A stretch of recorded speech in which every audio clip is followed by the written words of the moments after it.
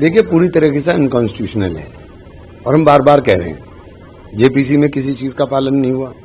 आप जो हमारे अधिकार जो संरक्षण हमें संविधान ने दिया, आपने उसके ऊपर कुठाराघात कर दिया।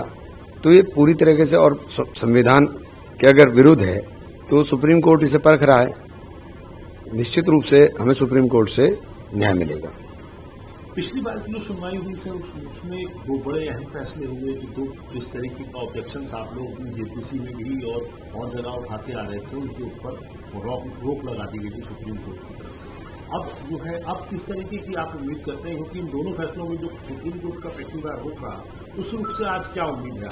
हमें तो बहुत उम्मीद है। अब देखिए आगे क्या होता है, हमें बहुत उम्मीद है और निश्चित रूप से सुप्रीम कोर्ट हर चीज को बारीकी के साथ परख रहा है, बारीकी के साथ देखने का काम कर रहा है। तो सरकार को आज दिया हुआ है मौका, क्या सरकार अपना पक्ष रखेगी? जो है उन्होंने तो एफिडेविट दे दिया है जी, उन्होंने एफिडेविट दिया है जी।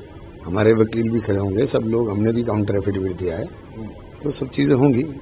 आपको लगता है सर कि जो पॉइंट है कि नॉन मुस्लिम्स को नहीं रखा जाए, और दूसरा पॉइंट जो था वो था एज इट इज स्टेटस को मेंटेन रखने का, इससे कहीं ना कहीं कोर्ट का आपको लगता है कि कोर्ट भी? देखिए, कोर्ट संविधान को विरुद्ध अगर कोई काम हुआ है तो संविधान का संरक्षक, संविधान का कस्टोडियन सुप्रीम कोर्ट है।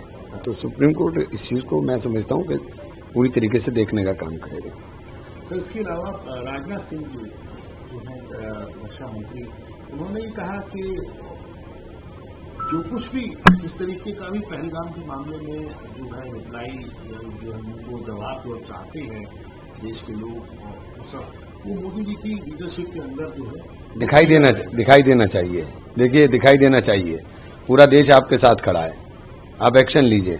ये दिखाई देना चाहिए कि एक्शन हुआ है और सदियों तक याद रखा जाना चाहिए। जिस तरह से पाकिस्तान के 2 टुकड़े करके इंदिरा जी ने जवाब दिया था, ऐसा जवाब होना चाहिए कि सदियों तक याद रखें और ये हिम्मत न कर पाएं कि हमारे यहाँ आतंकवाद को परोसने का काम करें। सर, यूपी से आप सांसद हैं, आपके जो प्रदेश अध्यक्ष हैं अजय राय, उन्होंने राफेल का एक जो है डमी वो दिखाई और उसके ऊपर दिखाया कि इसको नींबू मिर्च लगता है, सर खड़ा कर दिया गया है। बीजेपी ये कह रही है तो उसके नींबू मिर्च हटा दीजिए ना, अब तो मौका है, अब इससे ज्यादा और मौका क्या होगा? उसकी नींबू मिर्च हटा दीजिए। इतना पैसा खर्च कर अगर हमने कोई हथियार खरीदा है तो उसको इस्तेमाल भी तो किया जाना चाहिए, क्या उसमें जंग लगाने के लिए खड़ा किया है? लेकिन बीजेपी इसके ऊपर आपत्ति जता रही है कि टेररिस्ट एक्टिविटी बढ़ रही है और इस तरीके की चीजें होती हैं और एक तरीके से मजाक बनाया जा रहा है। मजाक की क्या बात है इसमें? आप सरकार में हो, और पूरा देश और पूरा विपक्ष आपके साथ खड़ा हुआ है, तो आप एक्शन लो। एक जिम्मेदारी तो आपकी है।